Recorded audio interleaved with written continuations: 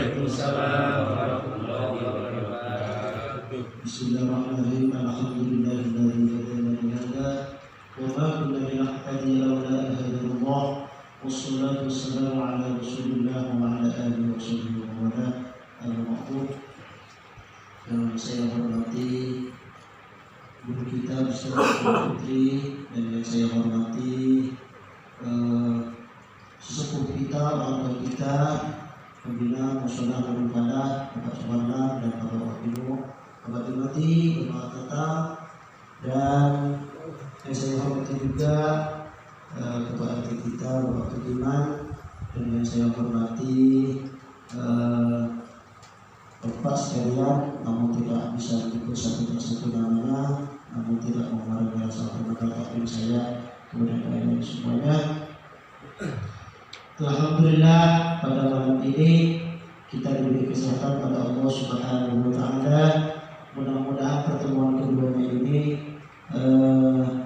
diberi kesehatan dan seterusnya kepada Allah Subhanahu wa Ta'ala. Amin ya rabbal alamin.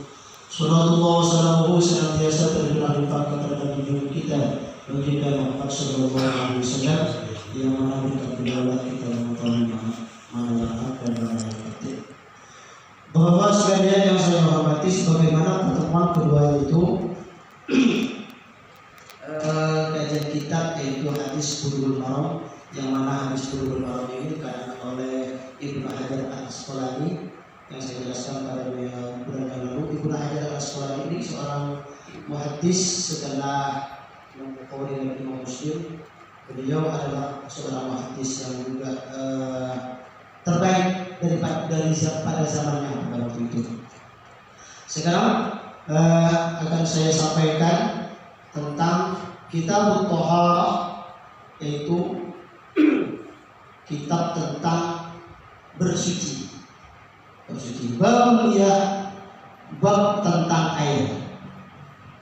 An Abi Hurairah radhiyallahu anhu qala Rasulullah sallallahu alaihi wasallam fil bahr. Diceritakan oleh Abi Hurairah radhiyallahu anhu qala,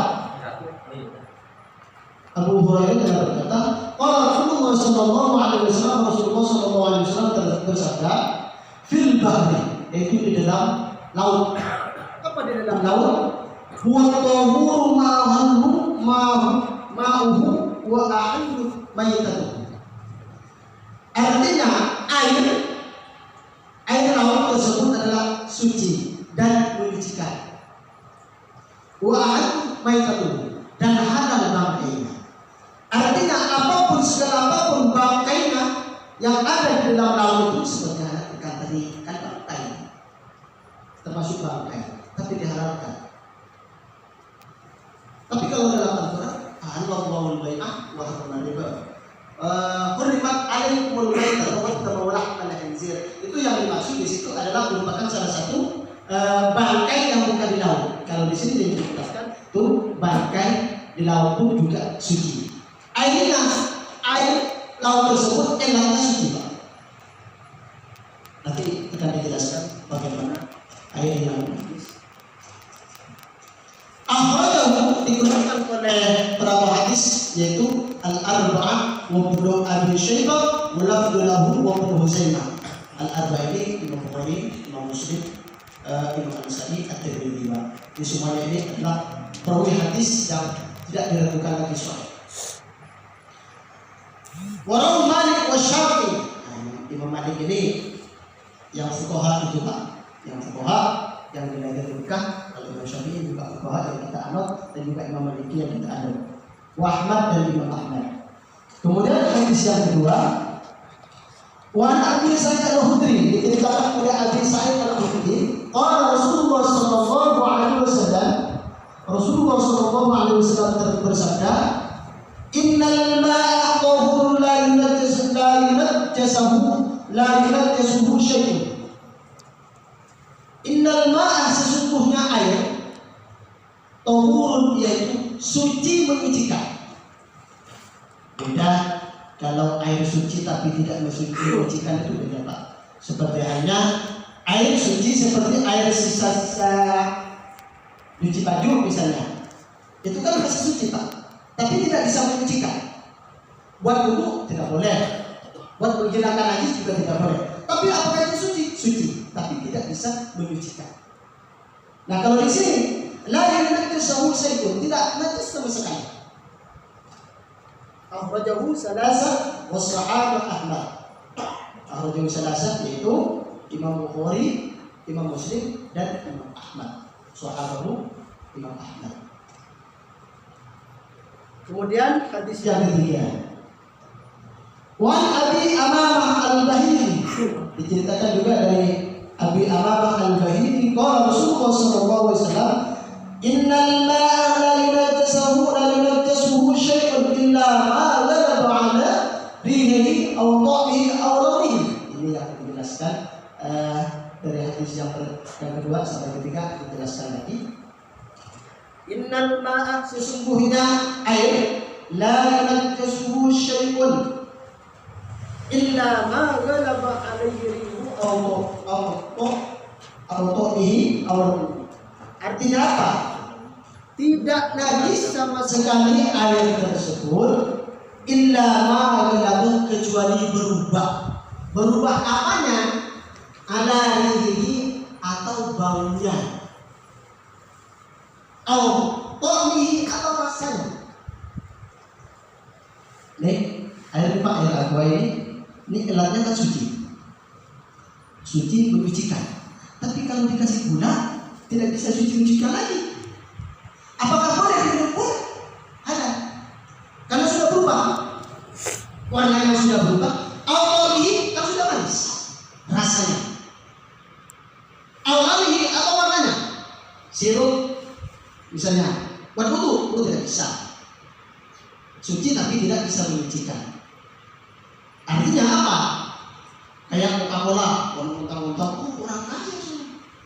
Wah, saya mau ke kota atau mau ke Jakarta Pusat, makanan dengan ini saya mau ambil wudu pakai spray. Nah, ini juga tidak boleh. Atau pakai dengan apa lagi?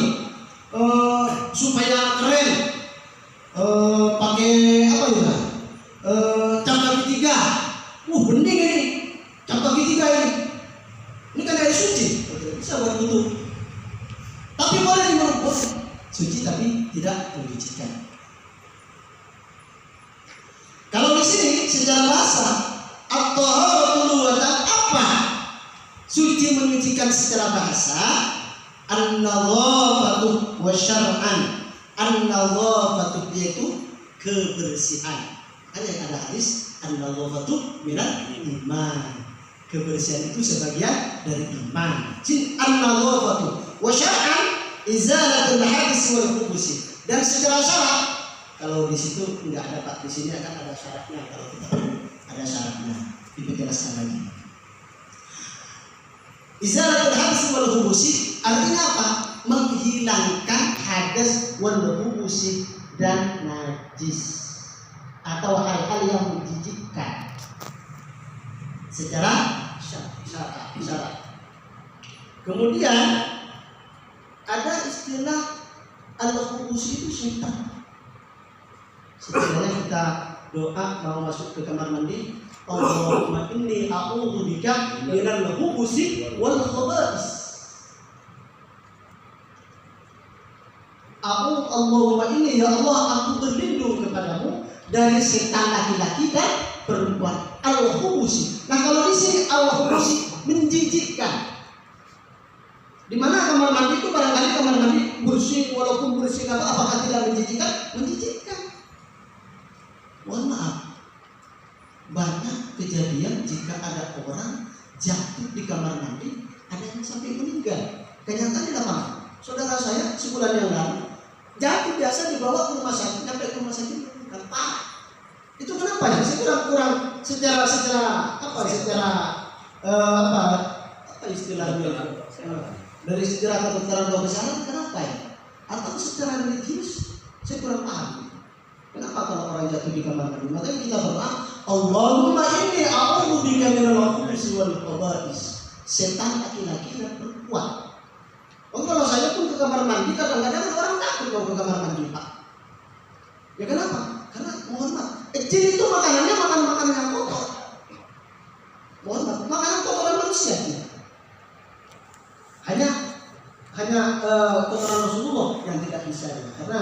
dijaga oleh Allah Subhanahu wa taala. Jadi kalau di sini an-nadhafatu secara syar'i yaitu kebersihan. Wal khubusi. Nah, sedangkan al-hadas, hadas itu apa? Hadas kecil, hadas besar. Jadi kalau kita mau mandi, baik itu hadas besar atau hadas kecil, pakai air yang sudah dipakai itu tidak boleh. Apakah suci? Tapi kalau kita mandi dengan air suci yang bisa menyucikan, itu yang diharuskan kita memakai air. Al-Du'afah Abu Khatim wal Baihaqi. Jadi dijadikan juga Abu Khatim wal Baihaqi. Al-ma'u tahur illa an taghayyara aw taqu aw lahu bi najasatin ta'amusu fihi. Adapun air yang suci menyucikan illa an taghayyara, kecuali berubah rihuhu yaitu baunya, aw taqu atau rasanya, aw lahu atau warnanya, bi najasatin ta'amusu fihi, yaitu tidak najis kecuali kejatuhan dengan hal-hal yang najis. Misalnya kita naruh air pakai gayung, pakai tandon atau tandon yang nggak sampai 2 kula, air yang nggak sampai 2 kula itu, kalau air yang 20 menurut Al-Imam Syafi'i itu 216 liter. Tapi kalau menurut ulama kontemporer yang sekarang ini itu 270 liter. Kalau tandon kita kena bangkai nggak sampai 270 liter, kita masuk najis. Kita makanya tandon kan ada ditutup supaya nggak kena najis, nggak kena najis itu. Nggak berhati-hati kita. Kenapa kita ibadah kita itu diterima mulai dari situ? Kalau kita sudah berhati-hati, insya Allah Pak, kita pasrahkan semuanya terhadap Allah, hanya kita diperintahkan saja. Mudah-mudahan ibadah kita diterima oleh Allah Subhanahu wa taala.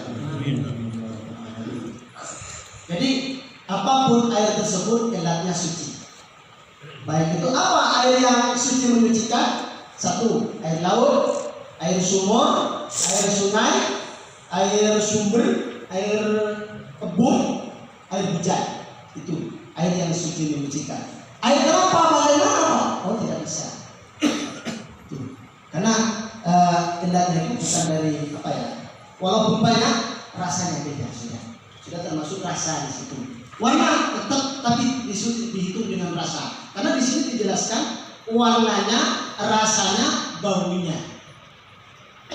Kalau sudah berubah itu sudah tidak bisa suci menyucikan. Kendalanya di sini. Kemudian hadis yang keempat, Wan Abdullah bin Umar, dari Abdullah bin Umar, qala Rasulullah sallallahu alaihi wasallam telah bersabda, "Idza kana al-ma'u kullatayn." Nah ini Pak, jelaskan. Lam yahmil habasa. Idza kana al-ma'u kullatayn, ketika ada air 2 kula, lam yahmil habasa, dan itu diam, tidak kena najis. Wa fi lafzi, dan didapatkan oleh